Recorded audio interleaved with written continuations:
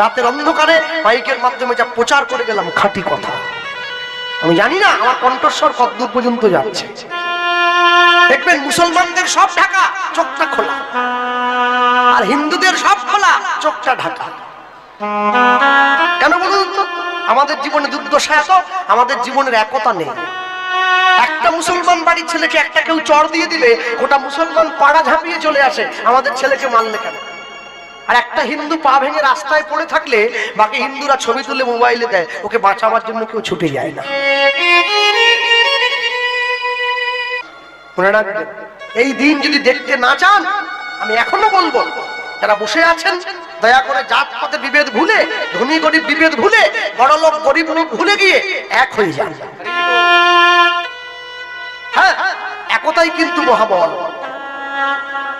একতা নেই বলে আজকে আমাদের জীবনে এত দুঃখ। তাকিয়ে দেখেছেন বাংলাদেশের দিকে কাকে অ্যারেস্ট করা হয়েছে? একটা মাত্র সাধু, কি নাম জানো? চিন্ময় কৃষ্ণ প্রভু। জেলে নিয়ে গিয়ে রাখা হয়েছে। সে বলছে আমি তো খাবো না, আমার প্রসাদ চাই। কেন? আমি তো সাধু, প্রসাদ ছাড়া কিছু খাই না। তার জন্য জেলেই রান্না হচ্ছে, জেলেই ভগবানের সেবা হচ্ছে, জেলেই প্রসাদ। আসামিগুলো পর্যন্ত হাততালি দিয়ে হরিনাম করে, জেলটাকেই মন্দির বানিয়ে নিয়েছে। একবার চিন্তা করে দেখুন, একটা হিন্দু একটা দেশের শেকড় নাড়িয়ে দিয়েছে। একবার ভাবুন তো, যদি আমরা সব হিন্দুগুলো এক জায়গায় হয়ে যাই, ওটা বিশ্ব আমাদের দেখলে ভয় পেয়ে যাবে। জীবনের একতাটা বড় প্রয়োজন। এই একতা যদি না থাকে, জীবনে কিন্তু একটু একটু করে আমাদের জীবনে সংকট নেমে আসবে। আজকে যেমন বসে শুনছেন আপনারা, মনে রাখবেন এক পকেটে মোবাইল থাকবে, থাকবে থাকবে, ওটা প্রয়োজন। এক পকেটে মোবাইল থাকবে, আরেক পকেটে গীতা রাখুন, তবে তো জীবনের ব্যালেন্স থাকবে। মুসলমানদের ধর্মগুরু হযরত মুহাম্মদ, সে তার মুসলিম ভাইদেরকে বললেন আমি আল্লাহ নই, আল্লাহর দূত। খ্রিস্টানদের ভগবান যীশু খ্রিস্ট তার খ্রিস্টান সন্তানদেরকে বললেন আমি ঈশ্বর নই, আমি ঈশ্বরের সন্তান। কুরুক্ষেত্রের মাঠে গিয়ে ভগবান শ্রীকৃষ্ণ অর্জুনকে বললেন আমি স্বয়ং ভগবান। যার জন্য কোর্টে গিয়ে লাল কাপড়ে মোড়া বইটাতে হাত দিয়ে বলতে হয় যাহা বলিব সত্য বলিব, সত্য ছাড়া মিথ্যা বলিব না। ওটা কোরআন নয়, ওটা বাইবেল নয়, ওটা শ্রীমদ ভগবত গীতা। ভালো লাগুক আর না লাগুক রোজ খাবেন তিতা, ইচ্ছে করুক আর না করুক রোজ পড়বেন গীতা। গীতা পড়ো হিন্দু ভাই, গীতার মতো জিনিস নাই। ভুল পড়বেন তবু পড়বেন। সপ্তাহে একদিন করে বাড়ির সকলে মাছ মাংস এনে খাই, খেলাম। এই রবিবার মাছ মাংস খেলাম, পরের রবিবার মন্দিরে গিয়ে প্রসাদ পাবো, তবে তো জীবনে ব্যালেন্স থাকবে। মাসে একদিন করে বাড়ির লোকে পিকনিক করতে যায়, ফিস্ট করতে যায়, সিনেমা দেখতে যায়, জান না? ও মাসে ওদিনকে পিকনিক করতে গিয়েছেন, এই পরের মাসের ওই মাসটাতে বাড়ির সকলে মিলে ওই দিনটাতে যে কোনো একটা দিনে পরিবারের সবাই মিলে হরিনাম শুনতে যান, তবে তো জীবনে ব্যালেন্স থাকবে। তাহলে কিরম করে থাকবে? যারা বয়স্ক মানুষ, যারা বয়স্ক লোক, তাদের কাছ থেকে যুব সমাজের সময় এসে গেছে দায়িত্বটা নিজের কাঁধে নিয়ে নেওয়ার জন্য। আমাদের বর্তমান দিনের যুব সমাজ আমরা উদ্ভ্রান্ত দিক ভ্রষ্টের মতো ছুটে যাই, আমাদের কোনো লক্ষ্য নেই, জীবনের কোনো লক্ষ্য নেই, নো এম ইন লাইফ। আর যার জন্য আমাদের জীবনে এত দুর্দশা নেমে এসেছে। কেন? গাড়ি চালাবার জন্য যেমন একটা ব্রেকের দরকার হয়, ব্রেক না থাকলে গাড়িটা অ্যাক্সিডেন্ট হয়ে যায়, ঠিক তেমনি একটা সমাজকে সুস্থ গড়ে তুলতে গেলে এই সমাজটার একটা ব্রেকের দরকার, সমাজটা নষ্ট হয়ে যায়। সব সময়ের জন্য মনে রাখবেন, জগতে যা কিছু পেয়েছেন, যা কিছু পাবেন, বাঙালি কোনোদিন লুঙ্গি পরে না। বাঙালি লুঙ্গি পরবে কিসের জন্য? লুঙ্গি হাসান মিয়া পরবে প্রত্যেক শুক্রবার, লুঙ্গি পরবে, পাঞ্জাবি পরবে, টুপি পরবে, যাবে মসজিদে। বাঙালি ধুতি পরবে। যদি ধুতি পরতে কষ্ট হয়, ধুতিটাকে লুঙ্গির মতো করে দুপাট করে পরবে, তবে লুঙ্গি নয়। তাও যদি না পারে, ওইসব 12 মুন্ডা, 14 মুন্ডা, 16 মুন্ডা ফুন্ডা কিসব আছে, সব ওই সব 20 মুন্ডা ফুন্ডা পরবে, লুঙ্গি পরবে না। লুঙ্গি পরবে না। বাবাকে বাবা বলে ডাকবে, ড্যাড নয়। মাকে মা বলবে, মম নয়। কর্ম তোমার ভালো হলে ভাগ্য তোমার দাসী, হৃদয় তোমার ভালো হলে ঘরেই মথুরা কাশী। তুমি চারদিকে ছুটে যাচ্ছ, গয়া যাও, কাশী যাও, বৃন্দাবন যাও। হ্যাঁ, আমি নিজে পুরীতে গিয়ে, পুরীতে তো বাঙালি বেশি যায়, কারণ পুরীর মন্দিরে তো হিন্দু ছাড়া অন্য কেউ ঢুকতে পারবে না। পুরীতে গিয়েছে দাস, মন্ডল, চক্রবর্তী, ব্যানার্জি, চ্যাটার্জি, বাঙালি লোক। আমি ঘুরে ঘুরে জিজ্ঞাসা করতাম, বাড়ি কোথায়? বলে হাওড়া। বাড়ি কোথায়? বলে আমতা। বাড়ি কোথায়? বলে ডোমজুর। কি খাচ্ছে জানেন? ক্যাকড়া ভাজা। বাঙালির এইটুকু লজ্জা পর্যন্ত চলে গিয়েছে, বাঙালি ভুলে গিয়েছে কোন তীর্থস্থানে গিয়ে আমিষ খেতে নেই। তীর্থস্থানে গিয়ে আমিষ খেলে ধামের মহিমা নষ্ট হয়ে যায়। আমিষ খেতে হলে দীঘা যাও, মন্দারমণি যাও, বকখালি যাও, ডায়মন্ড হারবার যাও। পুরীতে গিয়ে আমিষ খাও কেন? দেখবেন যে এই আসনটা তৈরি হয়েছে, অনেক অনেক সময় যিনি কীর্তন করে তিনি বলে যে এইখানে হয় নাম সংকীর্তন, সেটাই শ্রীধাম বৃন্দাবন। এটাই গৌরবানন্দ হরি বল। আমিও বলি, আমিও শুনতে বসেছি। আর যে বলছে ওদেরকে মাঝে মাঝে বলার সঙ্গে সঙ্গে আমিও হাত তুলে দিলাম। আচ্ছা, এইখানে বললাম যে এইখানে হয় হরিনাম সংকীর্তন, সেটাই বৃন্দাবন। আমার পাশে দেখি একজন, সে কোলের মধ্যে পেঁয়াজি নিয়ে খাচ্ছে। বৃন্দাবন পেঁয়াজি খাওয়া যায়? বৃন্দাবন এই দেখ করে খাচ্ছিল, ওই খাচ্ছিল। বৃন্দাবন পপকর্ন খাওয়া যায়? বৃন্দাবন চপ খাওয়া যায়? তাহলে হরিনাম যেখানে যদি বৃন্দাবন হয়, জাগার মর্যাদা দাও, একে সম্মান দাও। মনে রাখবেন, আমি আসি চাই আর না আসি, স্থানকে সম্মান দেবেন। সম্মান না দিলে সম্মান পাবেন না। মর্যাদা রাখিলে হয় সাধুর লক্ষণ। যে সকল মায়েরা বসে আছেন চারদিকে, তোমাদের বাড়ি ঠাকুর আসে না? কবে আসে? প্রত্যেক বৃহস্পতিবার। আমাদের বাড়িতেও আসে বৃহস্পতিবার দিন। সব নিরামিষ, সব ধুয়ে দিয়েছে, ঝেঁটা পর্যন্ত ধুয়ে দিয়েছে, ওটাও নিরামিষ। শুধু মুগ ডাল সিদ্ধ হবে আর ভাত, আর কিছু। বৃহস্পতিবার দিন ঠাকুর এলো, লক্ষ্মীবার। বৃহস্পতিবার দিন সন্ধ্যেবেলা মেয়ে আর জামাই এসে গেছে। এই যে মা বসে, জামাইকে গিয়ে বলছে, বাবা শুধু সকালটা হইতে দাও একবার, দেখবে সকাল হলেই ঠাকুর চলে যাবে। বৃহস্পতিবার দিন ঠাকুর এলো, শুক্রবার দিন পোল্ট্রি মুরগি এসে গেল। ঠাকুরও সেরকম হয়েছে, হাটবার করে আসছে প্রত্যেক বৃহস্পতিবার। প্রত্যেক বৃহস্পতিবার ওই শ্যামপুরে হাট হয় প্রত্যেক বৃহস্পতিবার। ঠাকুরও ঠিক করে নিয়েছে। মনে রাখবেন, ভগবানকে ভালোবাসা, ভগবানকে অন্তর দিয়ে শ্রদ্ধা করা এত চারটিখানি কথা নয়। হ্যাঁ, কেন বলুন তো? প্রত্যেকের বাড়িতে তুলসী মঞ্চ আছে। আমি আসার সময় দেখছিলাম, একটা হরি মন্দির আছে, ঠাকুরের মন্দির আছে। আচ্ছা, একটা প্রশ্নের উত্তর দিতে পারেন? যে মন্দিরটা আপনারা তৈরি করলেন ইট কাঠ চুন সুরকি দিয়ে, টাইলস পাথর লাগিয়ে, যে মন্দিরে পাথরের ঠাকুর বসে আছে সেই মন্দিরটার দাম বেশি, না যে মন্দিরে ভগবান নিজে বসে আছে সেই মন্দিরটার দাম বেশি? এইটাই কেন? এখানে ভগবান নিজে বসে আছে। বিচার করে দেখুন, যে মন্দিরটা আপনারা তৈরি করলেন প্রত্যেক দিন সন্ধ্যেবেলায় করে, সেই মন্দিরে আপনারা কি জানেন? ধূপ, ধুনো, প্রদীপ। যে মন্দির মানুষ তৈরি করলো, যে মন্দিরে পাথরের ঠাকুর বসে রইল, সেই মন্দিরে ধূপ জ্বালায়। আর যে মন্দিরে সাক্ষাৎ ভগবান বসে রইল, সে মন্দিরে বান্ডিল বান্ডিল বিড়ি জ্বালিয়ে যাচ্ছে।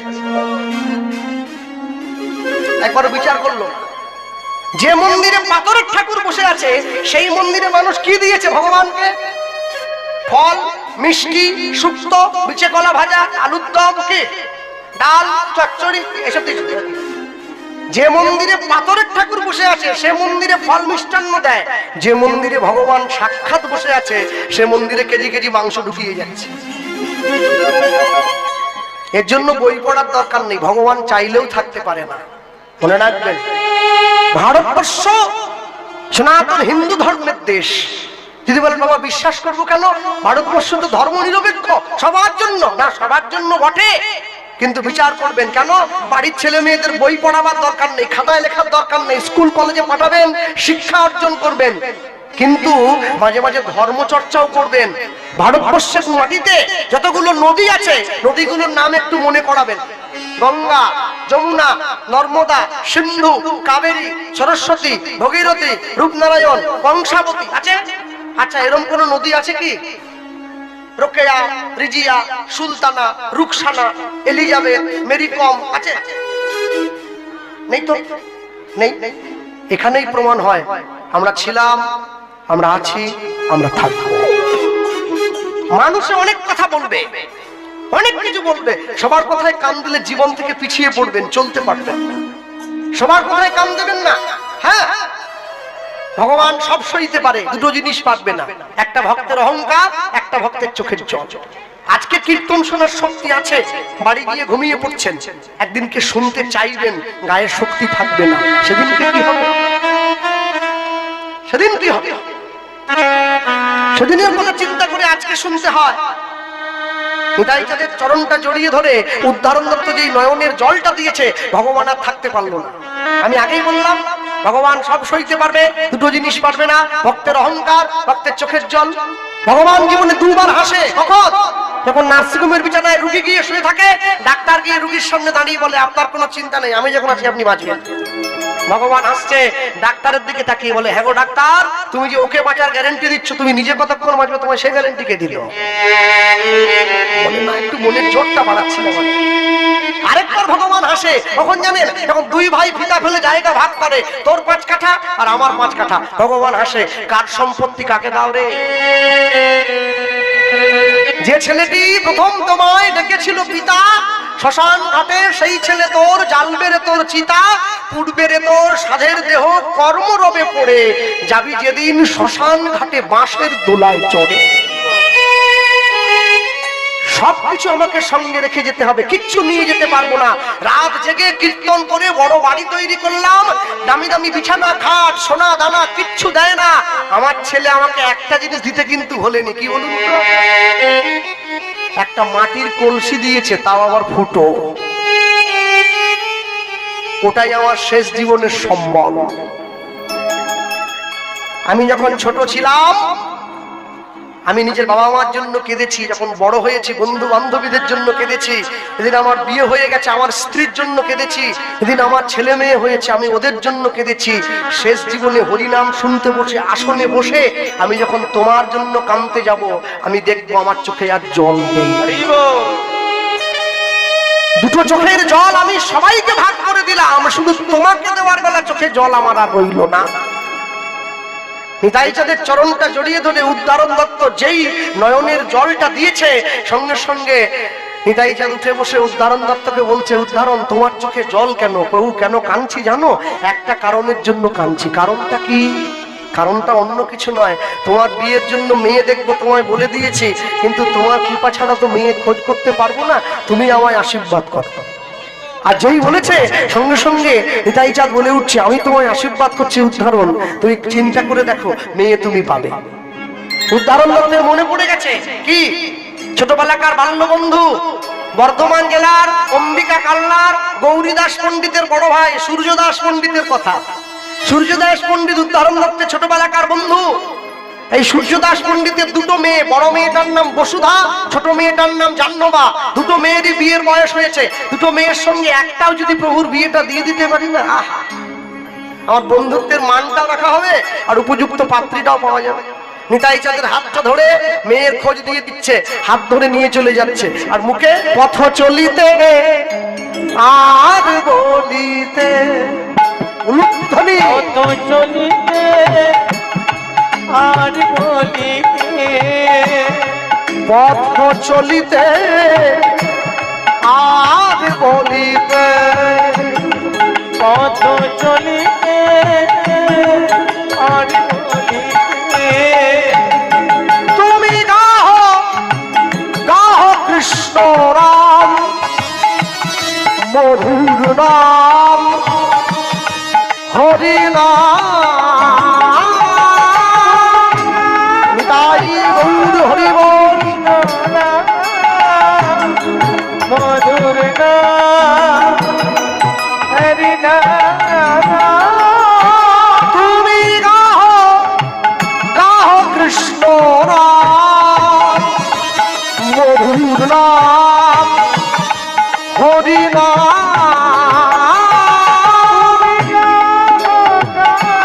কৃষ্ণ নাম মধুর নাম হরি নাম।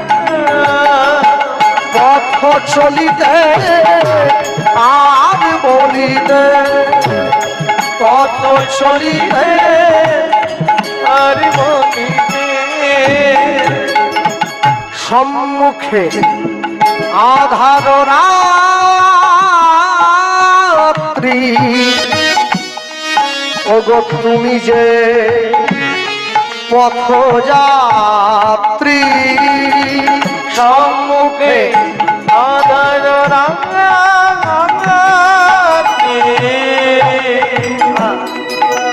ওগো তুমি যে পথযাত্রী ওগো সম্মুখে আধার রাত্রি ওগো তুমি যে পথযাত্রী সম্মুখে আধার রাত্রি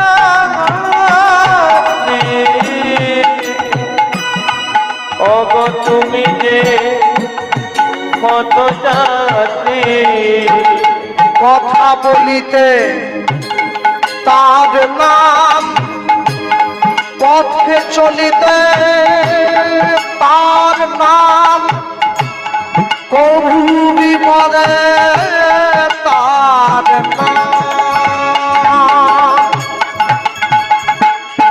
পথ চলিতে আর বলিতে পথ চলিতে আর বলিতে তুমি না গাহ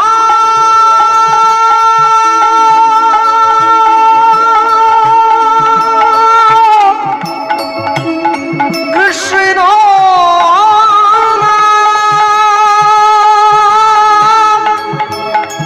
মধুর রাম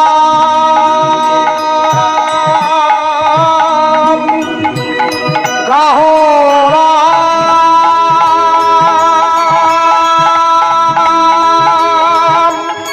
গাহ রাম গাহরি হরি নাম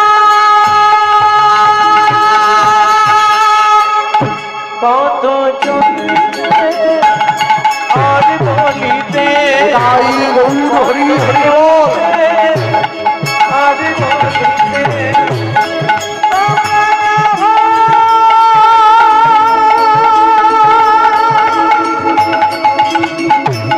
হরি নাম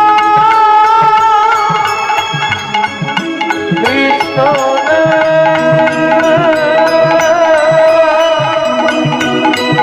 মধুর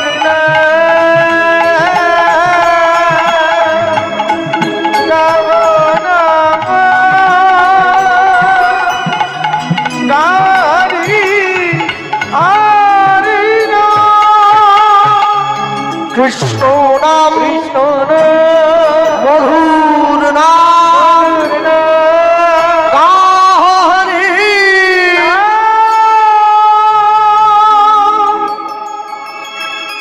নিতাই চাঁদের হাত ধরে উদ্ধারণ দত্ত এক পা দুপা করে চলে এসছে সূর্যদাস পণ্ডিতের বাড়ির দরজা দরজার বাইরে দাঁড়িয়ে দরজায় টোকা দিচ্ছে সূর্যদাস সূর্যদাস ছুটে গিয়ে সূর্যদাস পণ্ডিত দরজাটা কি